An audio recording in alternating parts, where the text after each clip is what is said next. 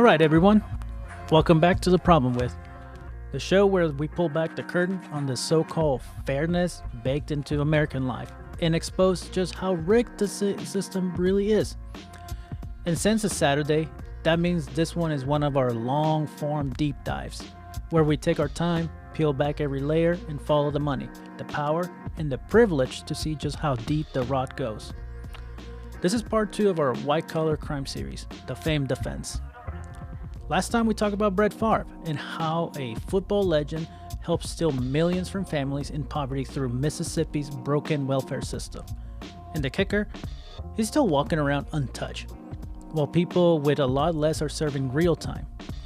But today's story is not about stealing from the poor directly. It's about stealing opportunity.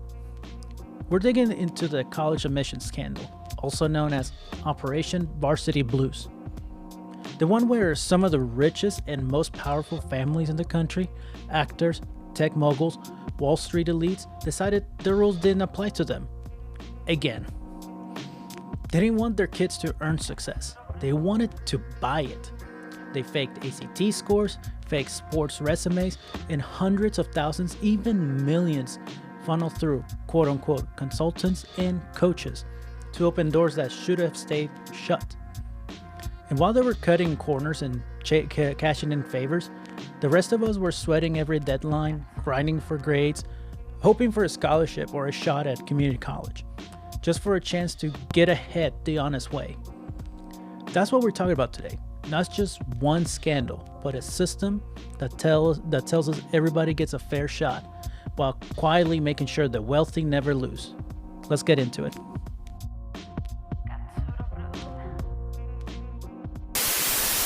50 people have been charged in what federal prosecutors in Boston have called the largest college admissions cheating scandal ever prosecuted in the United States. Parents would pay a middleman who then paid college coaches to pretend their kids were student athletes being recruited for the sports teams at the school, even though many of them didn't play sports. This guy would Photoshop their heads on the bodies of high school athletes.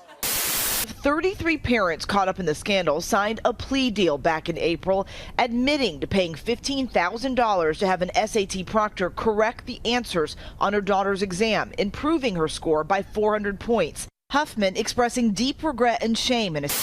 Also indicted, Lori Loughlin, the star of Full House, and her husband, Massimo Giannulli, the fashion designer worth millions. We believe everyone charged here today had a role in fostering a culture of corruption and greed that created an uneven playing field for students trying to get into these schools the right way through hard work, good grades, and community service.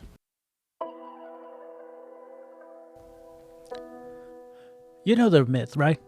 Work hard, keep your head down, don't get in trouble, believe in yourself, and eventually you'll make it. We've heard all of it, from teachers, from guidance counselors, from politicians on a campaign trail pretending to care, even from the billionaires on TED Talks, saying like, I started in my garage with nothing but a dream. But here's the part they leave out. The American college system was never built on fairness. It was built on access, and access has always been for sale. You want proof? Let's rewind to 2019, when the FBI dropped a hammer on a scandal they call Operation Varsity Blues. This wasn't just a couple rich people bending the rules. This was dozens of the wealthiest families in the country, like actors, bankers, CEOs. They were paying huge sums of money to game the college admission system. Their fixer, a so-called college consultant named Rick Singer. And what did he do? He ran a black market side door into America's top universities. We're talking about bribes to athletic coaches, fake test scores, bogus learning disability diagnosis to get extra time on standardized tests. He even photoshopped kids' faces onto athletes' bodies so it looked like they play water polo or row crew, when in reality, they had never touched the sport. No joke, one girl's face was pasted onto a stock photo water polo player. Another was listed as a coxswain, the person who leads their rowing team, even though she probably thought coxswain was a luxury brand. And the more you learn, the angrier it gets. Because this wasn't a mistake. This wasn't a one-off slip by a few bad apples. This was coordinated network of privilege, deception, and straight-up fraud. Rick Singer even had names for the different ways into college. There was the front door, that applies like everyone else. The back door makes a massive donation. But then there's his method, the side door. You cheat the system, bribe officials, and fake your way in. And the schools that were involved, colleges like USC, Stanford, Georgetown, and Yale, they'll look the other way because they benefited. The students pay full tuition, their parents donated buildings, and their names look good on a donors list. And let's talk about everyone else has to go through the process. The working class students, the first generation kids, the ones juggling part-time jobs, caring for siblings, or navigating applications without any help. They were told to be grateful, to earn it, that college was a prize for hard work. So what you say to the kid who studied every night, kept a 4.0 GPA, volunteered on weekends, did any extracurricular activities, only to lose their spot to someone who paid to pretend they play soccer? Because that's what it is, theft. Not theft of money, but opportunity, of access, of the supposed American dream. Let's be real, the punishment didn't match the crime. Actors like Felicity Huffman, 14 days in prison, served 11. Lori Loughlin, 2 months. They paid fines, did a little community service, and went right back into private jets and magazine covers. Meanwhile, everyday people, they got locked up for using a fake address just to get their kid into a better public school district. That's the difference between rich and being desperate. And while the cheaters got a slap on the wrist, their kids still got internships, still landed jobs. They'll be fine. Hell, they'll probably get a book deals before the students they cheated even graduated. So now coming up next, we have the names. We named the names. We're diving into Rick Singer's empire, the celebrity clients, and the fake fencing star that turned college admissions into one big rig game.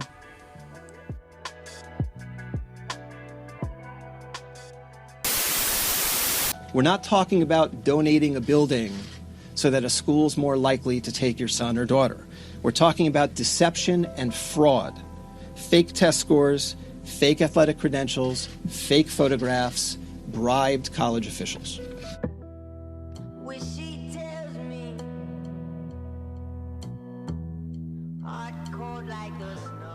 So now that we peel back the curtain on the whole hard work gets you ahead fantasy, let's talk about the people who laughed at that idea.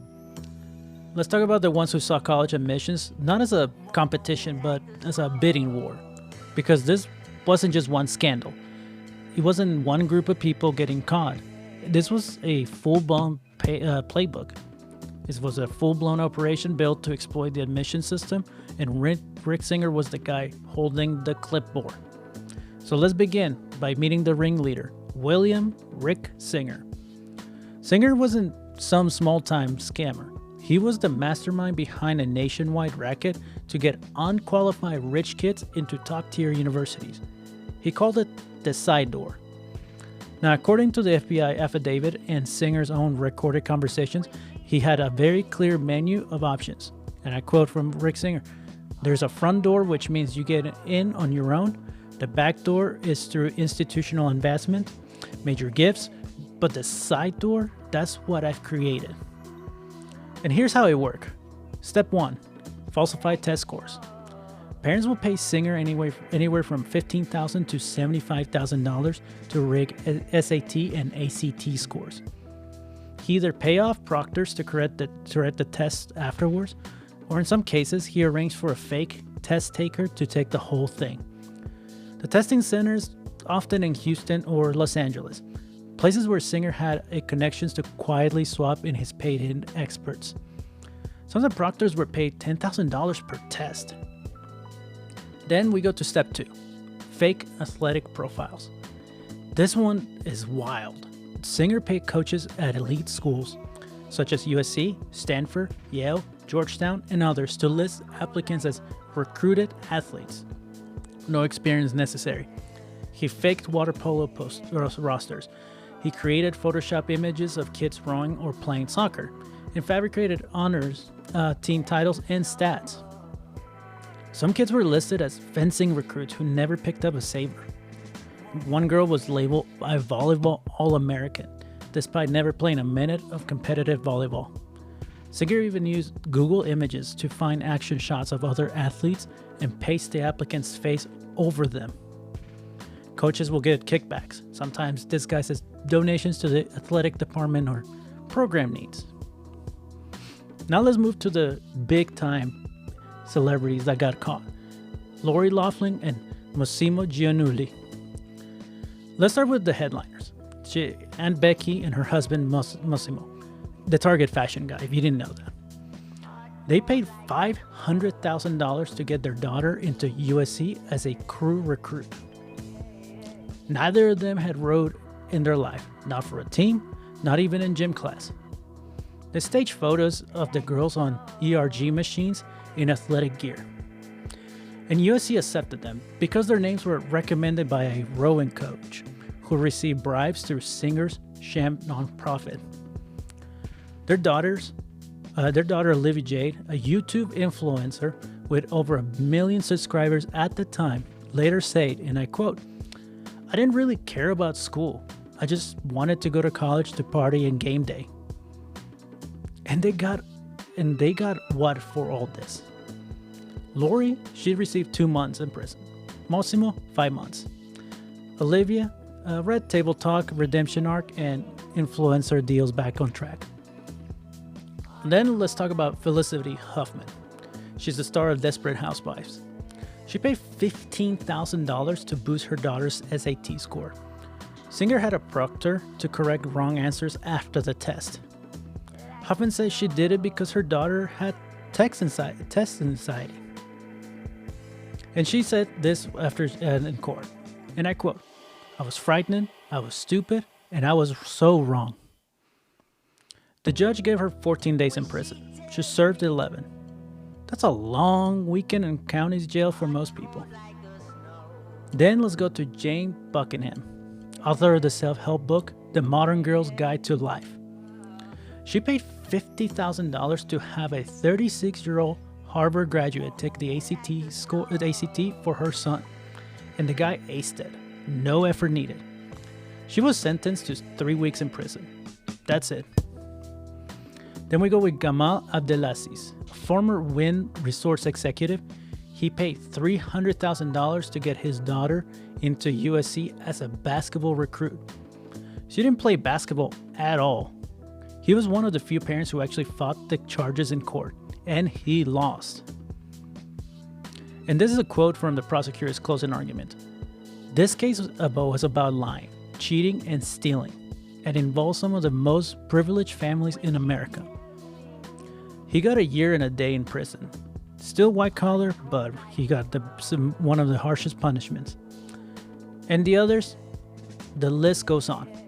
There was hedge fund managers, casino owners, marketing executives, real estate developers. None of them household names, but every one of them walked through Rick Singer's side door, while the front door slammed shut on thousands of deserving kids.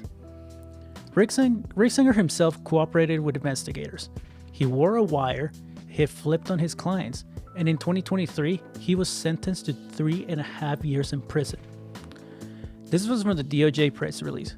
Singer pleaded guilty to racketeering, money laundering, and obstruction of justice. Let that sink in. He scammed over $25 million and corrupted dozens of universities and enabled systemic fraud. And he'll probably be out before your average student finish undergrad. And here's what kills me. A lot of these kids, they probably would have gotten in some college anyway. They have every tool money could buy. Private school, test prep, SAT tutors, essay consultants. Hell, some of them had better resumes before the scam than most public school kids after graduation. But that wasn't good enough. Because these parents didn't want a college, they wanted the college, the name, the rank, the brand. They didn't want opportunity. They wanted certainty. And that's what Rick Singer sold. Certainty and a price. Certainty at a price. Meanwhile, a low-income kid with a perfect GPA gets ghosted by the same admissions office because they didn't check the right legacy box. This is a quote from The Atlantic. The real scandal is that this wasn't shocking.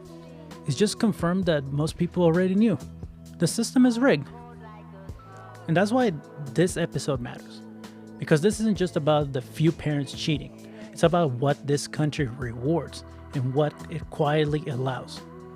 So yeah, a bunch of rich parents got caught, served a couple months in country club prisons, and then went back to red carpets and Instagram redemption arcs. But let's back up for a second. How did this actually work? I mean, how do you bribe a college? How do you fake a sport? How do you get a perfect SAT score without actually earning it? Stick around, because in the next segment, we're pulling back the curtain of the whole operation. The fake charities, the rigged test centers, the coaches on the take, the mastermind who sold elite college admissions to VIP concert tickets.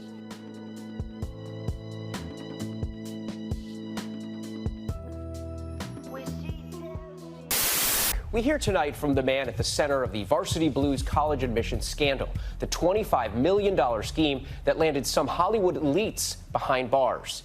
Here's ABC's Kana Whitworth. What's the thing that you regret the most? That I hurt so many people. Really great people, quality people. Rick Singer, the man at the center of the Varsity Blues college admissions scandal, sharing his story for the first time since being released from federal prison this summer, currently living in a halfway house.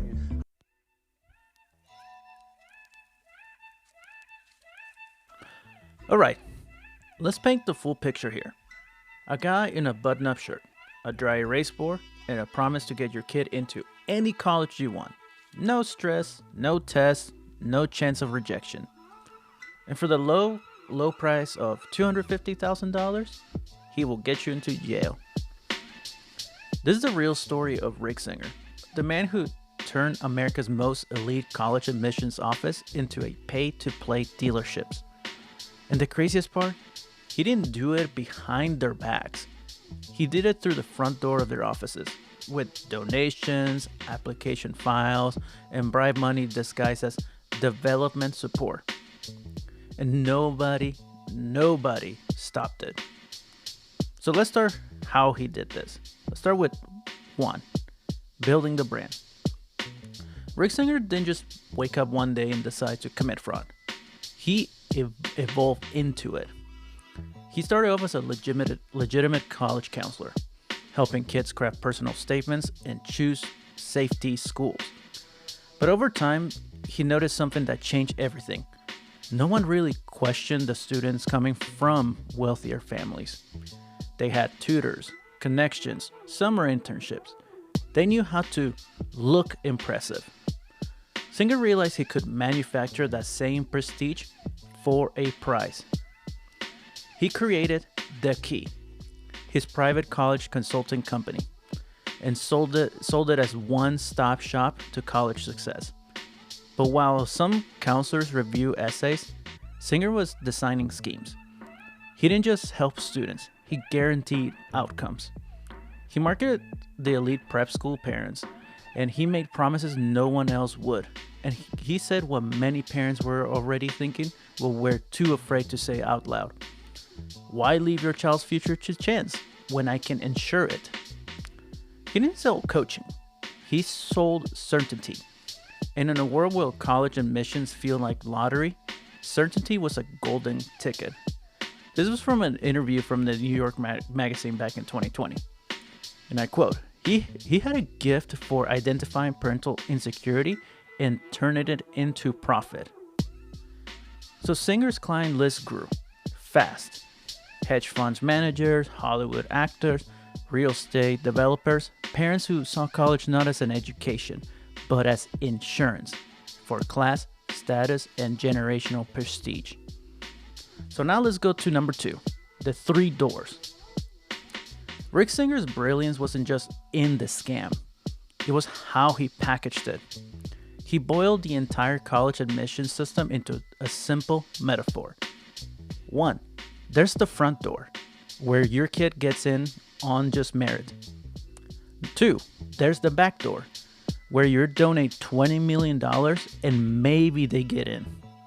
And 3. There's the side door, and he guaranteed results. That side door wasn't just a clever phrase. It was calculated system.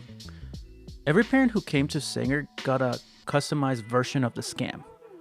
Was the kid bad at tests? Use the SAT fix. No extracurriculars? Fake an athletic profile. Nervous about rejection? Just bribe a coach. What made it dangerous is that it didn't look like a scam. The paperwork was filed, the applications were submitted, the donations were recorded. From the outside, it all looked very legit. That's what made it work. It didn't look like cheating. It looked like privilege. And colleges, they've always been fluent in the language of privilege. So now move to 3. The rigging the test. So let's talk about the one number that can open doors or slam them shut. Your SAT or ACT scores. It's the number that haunts high school juniors across the country. Something students cram for, stress over, and retake 3 or 4 times. And Rick Singer, he figured out how to rig it. He created a nationwide cheat-to-win pipeline, complete with paid test takers, complicit proctors, and entire testing centers compromised from the inside. So here's how it works, step by step. Step 1. Fake a disability diagnosis. Parents will take their child to a psychologist who will diagnose them with a learning disability. This gave them extra time or solo testing environments a private location Singer could control. Step 2. Control the test centers. Singer had 2 key testing sites. One was in West Hollywood, California, run by Ivor Druvsky, and 2 in Houston, Texas, run by Nikki Williams. These administrators allow Singer to handpick the proctor or even the test taker. For a few $1,000s, they ignore ID rules and let the scam happen. Then we move to step 3. Insert the pro, Mark Riddle. He was a Harvard grad and test-taking savant. Riddle will take the test for the student. He will fix the answers after the test or whisper correct answers during the exam. He was paid $10,000 per test, and he delivered perfect or near perfect scores. Step 4. He disguised the money. Parents pay between $15,000 and $75,000 per exam through Singer's fake nonprofit, the Key Worldwide Foundation. They even got a tax write-offs. Step 5. Submit the scores. The doctor scores were sent directly to schools. No red flags, no questions. So and this came from the U.S. Attorney Andrew Lelling. They quote, "These weren't desperate kids cheating to get ahead. These were wealthy families paying adults to lie, cheat, and forge their way into top universities." So now we got the test part. Now let's move to number 4 of the whole scheme, buying the athlete angle. Singer discovered that athletics was the perfect loophole in college admissions. Schools like USC, Stanford, Yale, and Georgetown reserve admission slots for recruited athletes. These applicants could be admitted with lower grades, fewer extracurriculars, and less scrutiny. So what did Singer do?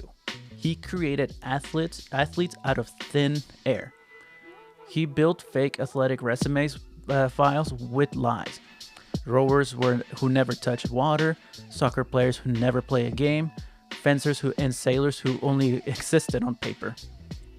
He had parents stage photos of their kids on rowing machines. He photoshopped faces onto action shots. He even made up entire clubs and leagues. And then he bribed the coaches. At USC, Donna Heinel, a senior athletics administrator, was paid hundreds of thousands of dollars in bribes, disguised as donations.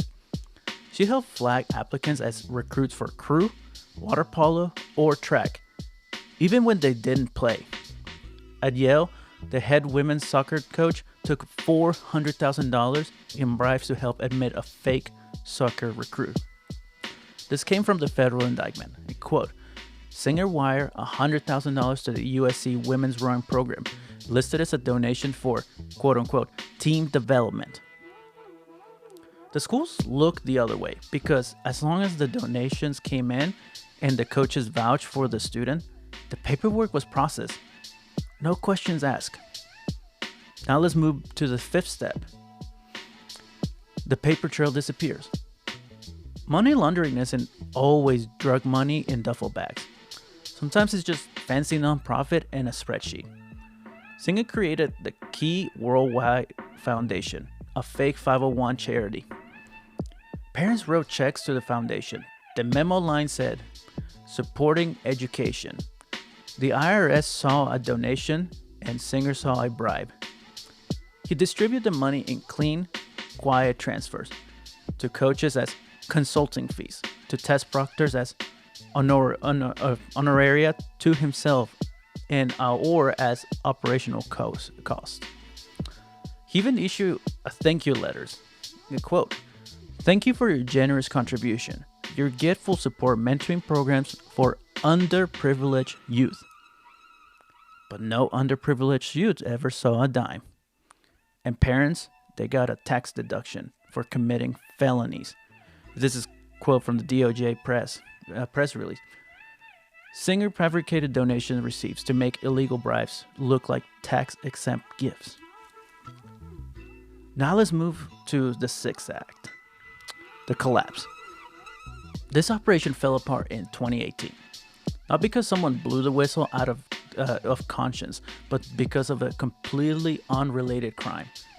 Maury Tobin, a financial executive caught for security fraud, tried to cut a deal. He told federal agents about a Yale coach who asked him for a bribe. From there, the dominoes fell. The FBI launched an investigation. They wiretapped phones, they flipped coaches, they raided homes. And Rick Singer, he wore a wire for the feds for almost a year, secretly recording conversations with parents, coaches, and insiders. The fallout? 33 wealthy parents charged, 11 athletic officials indicted, and over 25 million in bribes exposed.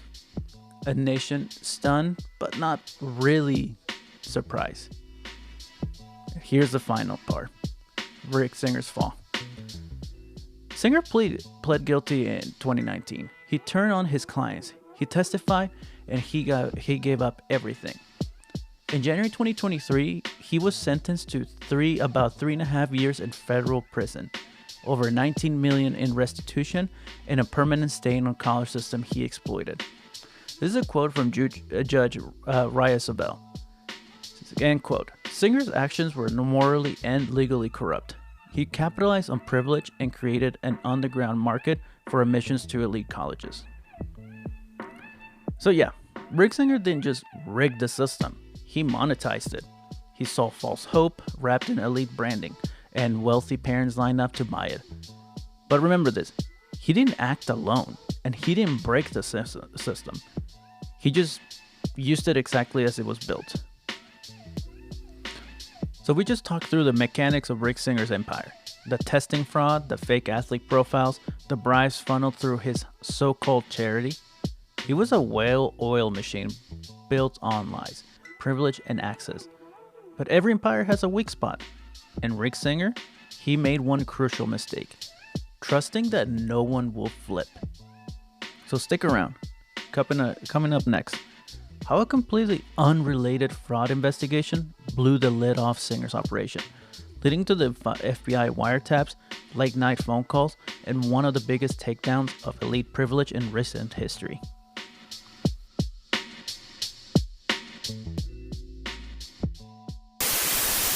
Tom, William Rick Singer, what do we know about him?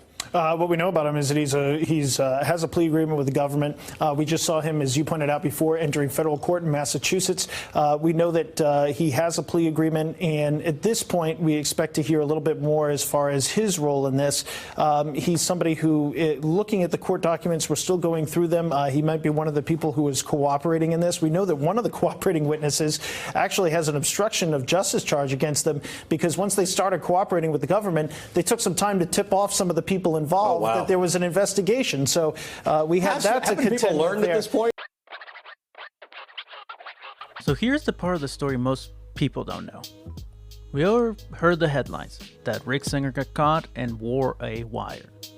But how he was flipped and how the FBI used him to build one of the most elaborate sting operations in modern white-collar crime history, that's where it gets tactical. Let's rewind to late 2018. A man named Maury Tobin, a Los Angeles financial executive, was under federal investigation for securities fraud. Basically, he got caught cooking up some shady stock schemes, and in a classic white-collar Hail Mary, he tried to trade one crime for another, offering up a juicy tip to lessen his own charges. That tip? That Yale women's soccer coach had asked him for a bribe to get his daughter into the school. That coach was Rudy Meredith, a longtime head of Yale's soccer program. And just like that, the dominoes started to fall. Then the FBI started digging. They confirmed Meredith had accepted a $400,000 bribe from Tobin. But instead of arresting him immediately, the FBI did something smarter. They squeezed him quietly. So they said, you're either going down alone, they said, or you help us bring down the whole system. And Meredith, he flipped. And guess whose name came up again and again in that conversation? Rick Singer. Suddenly, what looked like one-off admission bribe turned into the tip of a much bigger iceberg.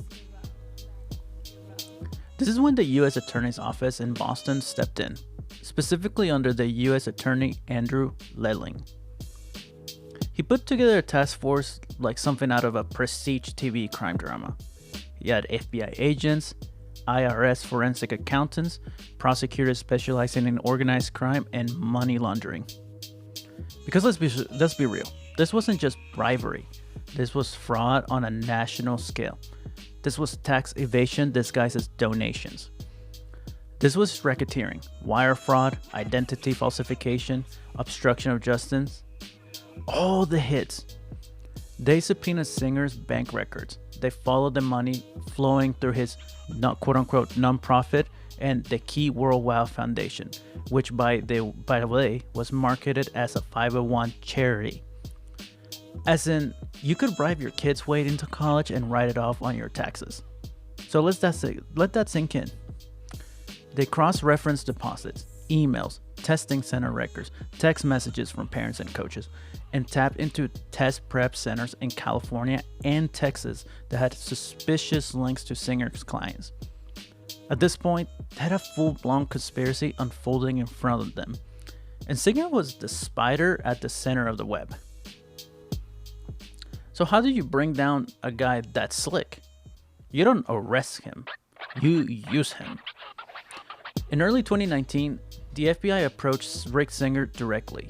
They laid out the evidence, the bank statements, wire transfers, recorded emails, his own foundation's tax forms, and then they hit him with the ultimatum. We can bury you, or you can help us bury the system you created. And Singer folded fast. That moment right there is what flipped this case from a quiet investigation into Operation Varsity Blues. So here's how it went down. Step 1. Keep up appearances. Singer was told to continue operations like nothing changed. He kept meeting parents, kept giving advice, but every meeting, he was bugged. Every phone call, tapped. Every whisper about the side door or guarantee admissions was now being archived by the FBI. Step 2. Scripted confessions. Federal agents didn't leave anything to chance. They gave Singer specific scripts to use. Things like, Do you want to do it the way we've done it before? Are you okay with the payment going through the foundation again? She doesn't actually play that sport. Are you okay with the fake profile? Those weren't casual remarks. Those were taps. Those were traps. And parents walk right into them. Step 3. Matching money to motive. While Singer was getting confessions on tape, our IRS agents were pulling every financial thread. They matched checks to email timestamps. They aligned fake test scores with SAT or SAT logs. They even coordinated with test proctors who had already been under suspicion, including Mark Riddle, that so-called test-taking genius who admitted to taking or correcting dozens of SAT and SATs of Singer's clients. And then step 4, flip the insiders. With all that recorded evidence in hand, the FBI started going to the coaches, the test administrators, even the parents, and offer them the same deal. Cooperate, or you go into federal prison. And just like that, the walls came in crashing down. So the side door admissions, she's not really on the team.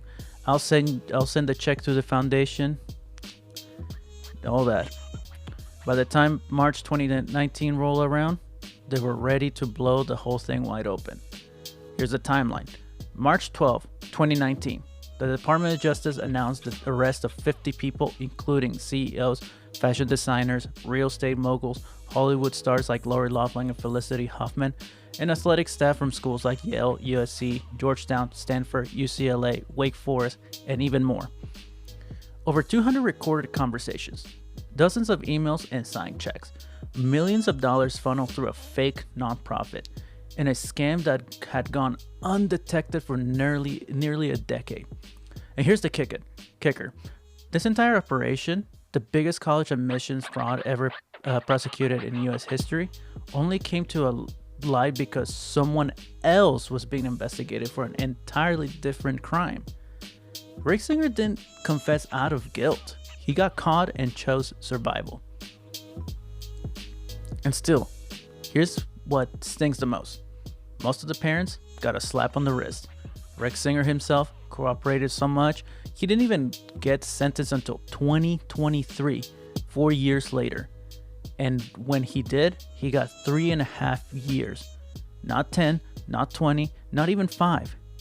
Meanwhile, students across the country, especially Black, Latino, and low-income kids, are still told they didn't, quote-unquote, earn their way in. So yeah, Rick Singer went down. But the system, the one that made the scam possible, that's still running just fine. So Rick Singer cooperated. The FBI got their sting. 50 people were charged. Operation Varsity Blues made headlines. And for a moment, it felt like maybe the system finally held the rich accountable. But let's not get ahead of ourselves. So coming up next, we're diving into the real fallout of this scandal. Because while Hollywood actresses and hedge funds dads served less time than the average marijuana possession charge, there are regular people, working class parents, who did time for doing way less, or in some cases, nothing wrong at all. Stick with me.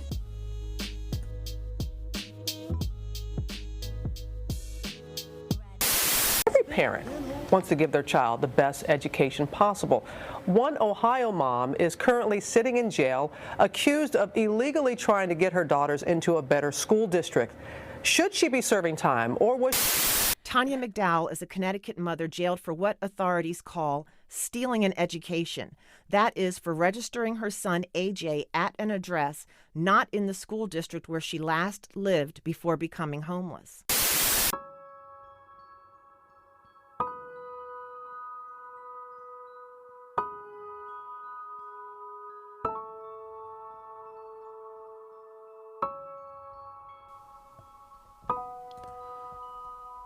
So what was the fallout? Let's look past the headlines, past the courtroom photo ops, past the made-for-streaming docuseries that made it look like a scandal with a tidy ending. What actually happened after Operation Varsity Blues? Well, Rick Singer cooperated.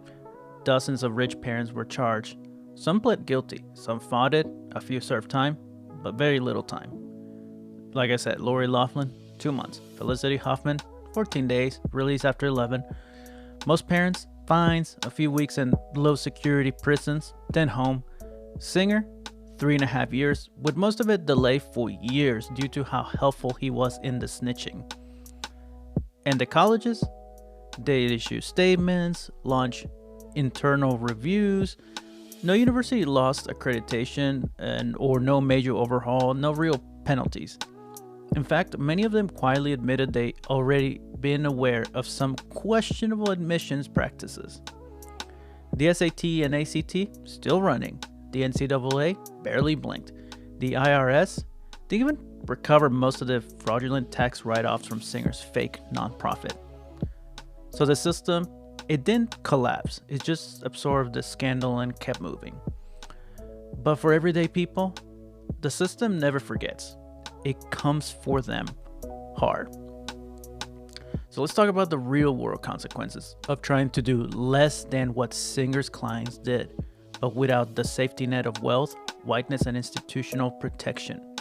Because while the rich were caught committing federal crimes and got slaps on the wrist, poor people, especially black, brown, and immigrant families, are getting prison, records, deportation, and destroyed futures for an address. So let's get into that. Let's start with case number 1. Kelly Williams Bolar from Akron, Ohio. She used her father's address so her daughters could attend school in a safer district.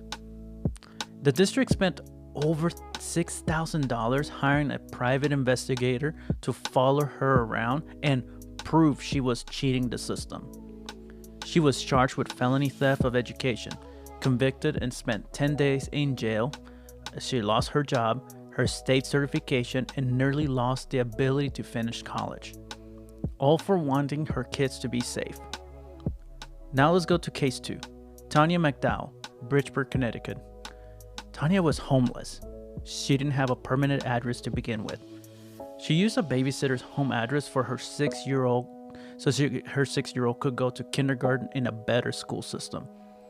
Connecticut hit her with the first-degree larceny, claiming she stole over $15,000 in education services. She got 5 years in prison. They didn't help her, they locked her up. Case 3. Immigrant parents departed from the wrong address in Texas, 2016. In McAllen, Texas, an undocumented couple was detained by Immigration and Customs Enforcement after a school district reported them for suspected residency fraud. The child was a U.S. citizen, but because the family lived just outside district lines and used a relative's address to enroll their child in a school 5 minutes away, ICE picked them up during a routine home verification check. The school contacted Border Patrol. The parents were deported. The child at that time was 8, and the child remained in the U.S. with family. There was no hearing, no real investigation, just gone. And what was their crime? Using an address that belonged to someone who babysat their kid. Then we go to case 4, Los Angeles Unified School District crackdown, 2021. LAUSD launched a residency verification campaign after reports of families cheating the system. More than 1,000 families were flagged. Some were fined, others threatened with criminal charges, and over 300 students were forcibly transferred out mid-year after investigations proved they were using non-primary addresses. No one asked why they were doing it. And for most, it wasn't about getting into Harvard. It was about escaping underfunded, overcrowded schools where kids were falling behind just because of a zip code. So we don't call these families strategic. We don't say they are navigating the system. We call them criminals. We send letters. We file charges. We call ICE. And here's the worst part. Nobody's faking rowing credentials. Nobody's bribing test proctors. Nobody's laundering donations through a fake nonprofit. They're using the address of a cousin, a grandparent, sometimes the only stable place their kid can stay, and they're getting wrecked for it. Now let's move to FAFSA and the financial aid penalties. Let's talk about college access for the poor. You mess up a FAFSA form, or you forget to mention part-time income from DoorDash, or you mark your dependency status wrong by accident, that can cost you everything. Students have been kicked out of programs, lost federal grants, had diplomas withheld, or even gotten criminal referrals, not for fraud, but for mistakes. Meanwhile, Singer's clients were paying for test results to be changed, lying about entire sports careers, writing bribes off in their taxes, and still walking free. That's the difference between cheating when you're rich and cheating when you are just trying to survive. So yeah, Rick Singer got caught. Sunset Deliveries got headlines, and the system did what it always does. It punished the poor. It humiliated the struggling. It deported the undocumented. It branded everyday people as criminals for trying to protect or uplift their kids. And it let the real crooks walk away. Because in America, if you're rich and white and powerful, the rules are written in pencil. And everyone else, they're playing with permanent ink.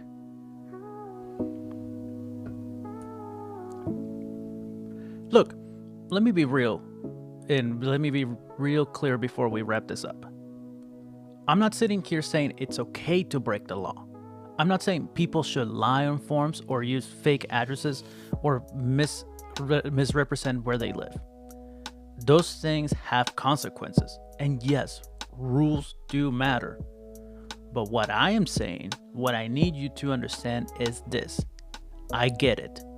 I get why mom will use her dad's address to keep her kids safe. I get why a homeless woman will use her babysitter's address just so her son could go to school like everyone else.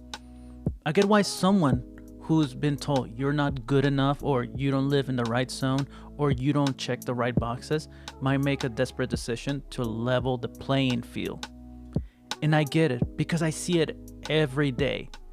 I teach it in underfunded districts. We don't have the updated technology like everyone else. Our kids share instruments. Some don't have Wi-Fi at home, and some kids come to school just to eat because they're hungry at home. They come from homes where the lights go off, and the only shot they got for a better life, it's a classroom. So when I see people punished for trying to get their kids into a school that actually works, and I compare that to millionaires who walk free after bribing their way into elite universities, yeah, I don't condone it, but don't expect me to condemn it either. Because the system created the desperation, and then it punishes people for reacting to it. So we say America is a land of opportunity, but in reality, it's a land of access, and access is bought. The Rick Singers of the world will sell it. The Lori Loughlin's of the world can afford it. And the rest of us, we're left by filling out forms, praying we don't make a mistake, and telling our kids that hard work is enough, even when we know it's not. So no, I'm not excusing fraud. I'm exposing the double standard. Because this wasn't just about elite parents breaking the rules. It was about a system that only pretends to be fair, while punishing people who can't afford to play. So next week, we're pulling back the curtain even further. Because if you want to understand white-collar crime in America, you have to go back to 2008, when Wall Street gambled with the economy, crashed the housing market, and left millions homeless, jobless, and broke, while CEOs walked away with bonuses and golden parachutes. And guess who used the wreckage to launch himself into political power? Donald Trump. We're talking bailouts, frauds, failed banks, fake wealth, and how white-collar crime doesn't just go unpunished. It gets rewarded. So this will be the finale of the famed offense, and you don't want to miss it. Thanks for listening to The Problem With. Until next time, question the system, call out the double standard, and remember, justice isn't blind. It just wears a price tag.